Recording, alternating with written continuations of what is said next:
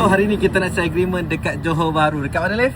Dekat Tebrau. Dekat Tebrau. Okay, so Ali ditemani dengan kawan Adli Alif, itu marketing video dekat WSM Vehicle. So kita singgah jap dekat Shell, dekat Shell Paru Jaya dekat Shell Paru Jaya. So kita berseremban pergi ke Johor Bahru semata-mata nak sign agreement dengan customer. Okay, lepas tu kita singgah Shell kejap. Mungkin kita nak beli kopi ke apa kan, tak nak pergi ngantuk ke, kita nak sembahyang maghrib dulu apa semua. InsyaAllah Ali nak doakan supaya ada nanti orang beli dengan Adli. Okay, so let's go, join trip ni. Alright, sekarang kita singgah dekat Jejantas R&R Ayer Keroh. Okay, kita singgah dekat ANW sambil menikmati view dekat belakang. Cun tak cun. Okay, sebelum ni Adli pun ada pernah buat sign agreement juga. Okay, pergi ke jumpa sekali dengan customer. Sebelum ni dekat KS, Selangor, Melaka. Tapi ni yang paling jauh sekali, sampai ke Johor kita pergi. Okay, sebenarnya ada reason Adli buat macam ni. Nak tahu sebab apa?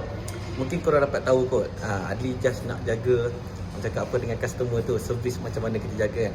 Orang nak cakap nampak trusted lagi. So kepada korang yang mana susah nak datang ke sini ataupun nak pakai motor cepat ke, InsyaAllah kita bincang sampai Adli sanggup pergi ke Johor untuk sign agreement. Nampak?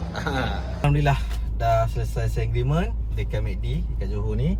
Ini antara paling jauh sekali Ali pernah sign agreement. Tapi InsyaAllah kalau ada lagi jauh lagi, rasa macam nak try pergi lagi lah. Tengok macam mana. Tapi janganlah jauh sangat sampai kena naik ferry lah apalah Macam ni dah kira okey dah. So terima kasih banyak kepada Cik Jagger Nathan yang support Ali daripada Johor. That's why Ali sanggup pergi sini. Sebab bayangkan daripada Johor sanggup beli dengan Adli dekat Seremban. So Ali rasa macam satu, orang cakap apa, nak hargai Ali sanggup pergi sini jumpa dengan customer depan. Sebab Ali tunjukkan kita memang trusted, kita memang jual motor ni seadanya macam mana Ali cakap tu. Okay, so untuk korang semua yang mana berminat dengan model yang Adli tunjukkan macam-macam motor lah, okay, korang boleh PM saja Adli. Tapi kalau korang nak rushing, korang duduk area jauh ke, InsyaAllah kita boleh bincang sampaikan Adli boleh bawa in jumpa dengan korang. Okay, InsyaAllah kita akan jumpa. Semoga kita selamat sampai ke Seremban sebab esok dah nak kerja dah. Kesan parking dekat R&R Jejantas tadi, apa betul dia bagi tepek-tepek melekat apa melekat-lekat lah. Ni antara destinasi yang terakhir lah untuk kita buat video. So kita dekat R&R Macap. Dah apa panggil, dah minum, dah makan pun semua sikit. Makan sikit-sikit lah, bagilah ngantuk. So kita on the way balik ke rumah.